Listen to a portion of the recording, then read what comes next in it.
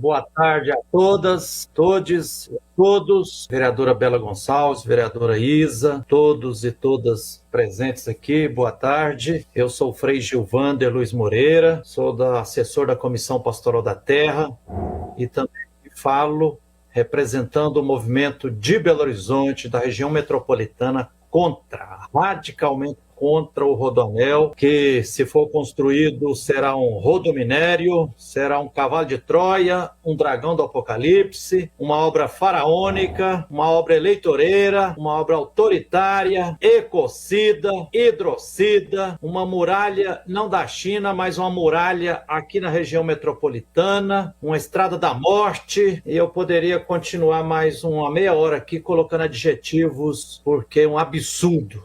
Eu ainda estou indignado pela decisão que no último dia 14 de julho de 2021, entrará para a história como um dos lamentáveis dias da Assembleia Legislativa de Minas Gerais, porque há quase 59 deputados e deputadas, com exceção de 10, aprovaram esse famigerado, eleitoreiro e covarde projeto do Rodoanel.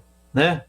Primeiro, vereadora Bela, vereadora Isa e todos os presentes aqui, as presentes, serão sacrificados e golpeados gravemente não apenas os 13 municípios diretamente, que serão rasgados brutalmente por esse rodoanel, mas a capital mineira, Belo Horizonte, será fortemente sacrificada. E aqui eu queria, então, e nós vamos continuar a luta. Perdemos uma batalha, mas não vamos perder essa luta. Esse projeto Rodoanel, ele é um projeto que vem lá da época da ditadura, né? Por vários governos aí já houve tentativa de fazer esse famigerado Rodoanel e as tentativas foram canceladas administrativamente ou judicialmente. Né? Nós, inclusive, já conversamos com o Ministério Público Federal, com o procurador Dr. Carlos Bruno Ferreira, e vamos continuar a luta, porque que a Assembleia Legislativa de Minas Gerais decidiu, dentro do acordão da negociata que fizeram com os direitos de milhares de famílias da Bacia do Paraupeba, golpeadas pelo crime da Vale e do Estado, foi dar um cheque em branco para o governador Romeu Zema e também um cheque em branco para a mineradora Vale e outras mineradoras. Né? Na prática, dá para dizer assim que tentar construir esse rodoanel e destinar 3 bilhões e meio, na prática é devolver 3 bilhões e meio para que a mineradora Vale amplie a sua infraestrutura para continuar na ganância sem fim, continuar sacrificando Belo Horizonte e região metropolitana. Né? Então eu tenho falado dos 7 pecados capitais, dos 7 crimes capitais desse rodoanel, mas eu acho que já está, 7 é pouco, 77. Né? Primeiro que é uma obra mentirosa, toda mentira mata, oprime. É mentira, escabrosa, vender para a sociedade e a mídia trombeteando essa mentira, que tal de Rodoanel, é mentira até do nome, poderia resolver os problemas graves de trânsito que tem em Belo Horizonte, região metropolitana. Mentira, falar essa, né? Primeiro, porque não estão planejando ser uma rodovia pública. Estão planejando para fazer uma rodovia privada, começar com a privatização das avenidas e das ruas aqui de BH, região metropolitana. Então é óbvio, ninguém é burro de dizer que está lá previsto lá para colocar um pedágio, já tem estimado aí, comparando com os outros pedágios, um pedágio para ser 10 vezes mais caro do que o pedágio que paga, por exemplo, na 040, estimado em 35 centavos por quilômetro, multiplica isso pelos 106 quilômetros previstos. Qual é a pessoa de classe média baixa, eu da classe trabalhadora, que vai ter condições de pagar durante 5 ou 6 dias por semana, R$35 para ir, 35 para voltar, e depois vem assessor do governo dizer, não, vai pagar por quilômetro, Se você rodar 3 quilômetros, você paga só 3. Mentira! Deveria ter pelo menos a sinceridade de falar a verdade, porque está no projeto também dizendo que você terão poucos acessos, vai fazer acesso só de 8 em 8 quilômetros, de 9 em 9 ou 10 em 10 quilômetros. E aí é óbvio, se só tem acesso de 9 ou 10 em 10 quilômetros, é óbvio que se você tiver que andar 1, você vai ter que pagar 10, porque você não vai ter, você vai voltar de ré, como é que você vai ficar lá ilhado dentro? E aí a consequência dramática que a gente já prevê é o seguinte: o que vai acontecer? Como tem outras avenidas, quem tem dificuldade de pagar vai evitar andar nesse famigerado rodoanel. O que vai acontecer? Em vez de melhorar o trânsito, vai piorar, porque aí muito mais gente vai querer usar o anel rodoviário e as outras grandes avenidas aí próximas nas periferias de Belo Horizonte e tal. E aí o que eles vão querer fazer? Vai querer colocar pedágio também no anel rodoviário. Então, assim, é um projeto que vai na linha de mercantilizar e de oferir lucros e acumulação de capital cada vez mais para as grandes empresas. Isso é um absurdo, tudo absurdo. Outro absurdo é, em tempos de pandemia, pegar 3 bilhões e meio de reais para isso, né? Poderia estar investindo aí na Fundação Ezequiel Dias para se fazer vacina, conforme o Butantan e Fiocruz está fazendo. Poderia investir em moradia. Ficaram durante 3 dias e 3 noites o povo sem casa, dormindo no frio lá nas escadarias da Assembleia Legislativa, sendo que Minas Gerais tem um déficit habitacional acima de 700 mil moradias, e aí vai repassar dinheiro para essa mega obra aí, obra eleitoreira, porque está escrito lá que terão milhares de desapropriações e diz lá, as desapropriações começar-se-ão apenas em 2023, quer dizer, logo após as eleições. Então é muita cara de pau, né? Depois nós, do movimento de Belo Horizonte, região metropolitana contra esse famigerado rodoanel, já analisamos, olhando atentamente, inclusive os mapas que estão aí no site do governo de Minas. Quando você dá um zoom assim e a gente vai caminhando nos 106 quilômetros previsto para o traçado, um traçado com a extensão de 106 quilômetros, uma grande rodovia, né? Com a largura mínima de 170 metros e outros lugares largura de 300 metros, 400 metros, chegando até a mais de 500 metros de largura. Então imagine a fatia de territórios que serão amputados e brutalmente rasgados nesses 13 municípios aí. Aí quando a gente vai olhando assim, às vezes a gente vê rasgando assim, mais dezenas e dezenas de bairros, às vezes de um pacote só 200, 300 casas. Aumentar a especulação imobiliária em Belo Horizonte, região metropolitana, vai aumentar o número de 100 casas. Nós já sabemos muito bem, eu que já moro em Belo Horizonte há 24 anos, acompanho de perto aí as obras públicas.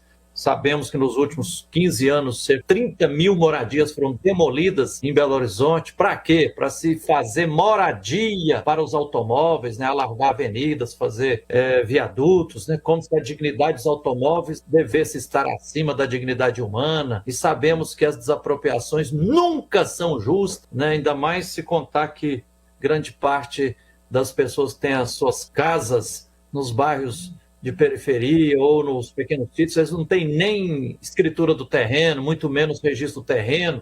Então, uma indenização que será sempre injusta. Outra questão gravíssima e que aí atinge Belo Horizonte de várias maneiras, é que nós já, com muitos estudos, e aí contando com peritos nas várias áreas de hidrologia, de história, de arqueologia, de antropologia, da economia, já chegamos à conclusão que será uma obra faraônica, de fato, o dragão do Apocalipse, quer dizer, exterminador do futuro, porque vai levar Belo Horizonte, região metropolitana, da já grave crise hídrica para o colapso, para a exaustão hídrica. Isso é muito grave, porque olhando assim o trajeto, vai passar em cima de muitas áreas de preservação ambiental, de vários mananciais de abastecimento público. Então é inadmissível sob todos os aspectos, né? E se a gente lembrar um pouquinho a história de Belo Horizonte, né?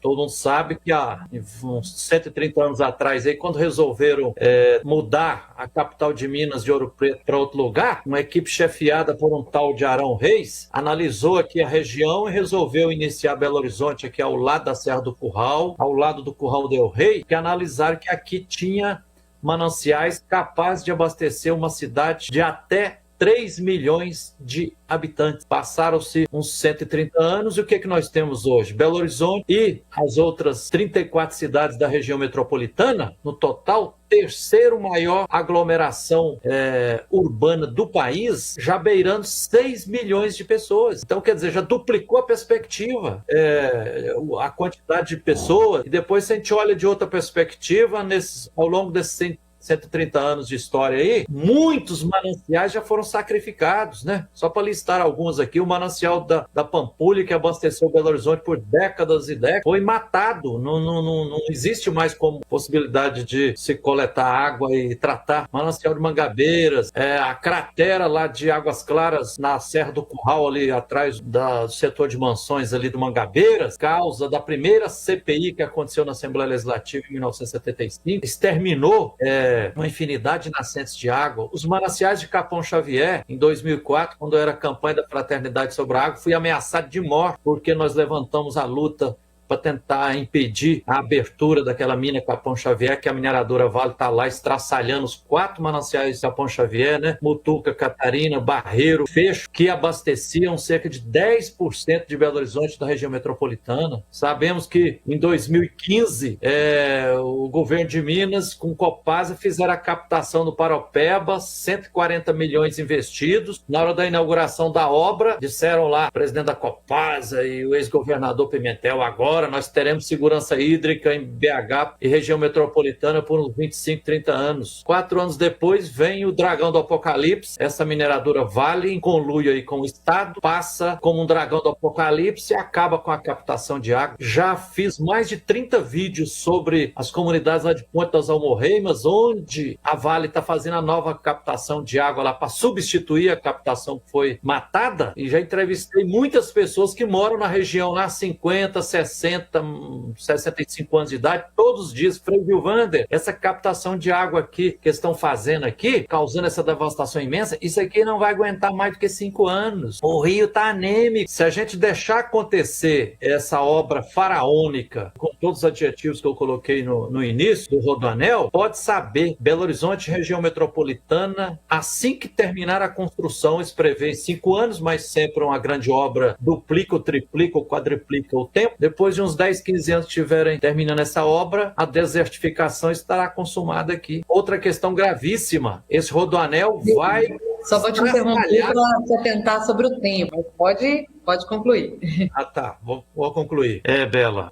Lembrar só mais desse aspecto aqui, que me deixa muito indignado, e para nós da Comissão Pastoral é muito caro, que nós acompanhamos os camponeses e lutamos pela partilha, democratização da Mãe Terra, para que o povo tenha acesso à produção de alimentos saudáveis, como da agricultura familiar. E uma das belezas que ainda resiste aqui na região metropolitana é a agricultura familiar, né? As hortas em muitos municípios aí. Agora, você rasgando uma grande estrada nesses 13 municípios aqui da região metropolitana, isso vai sacrificar de forma brutal as condições materiais objetivas para se fazer a agricultura familiar, por vários motivos, porque vai diminuir as possibilidades de água, vai estimular a aglomeração humana, né? Já está comprovado, toda grande rodovia, toda grande avenida atrai, induz aglomeração nas suas laterais, né? Como o anel rodoviário aqui, em apenas 26 quilômetros, já tem 7 mil famílias em 39 ocupações comunidades. Você já imaginou ao longo dessa rodovia de mais de 100 quilômetros? Na hora que ela terminar, estará fincado do lado dela umas 50 mil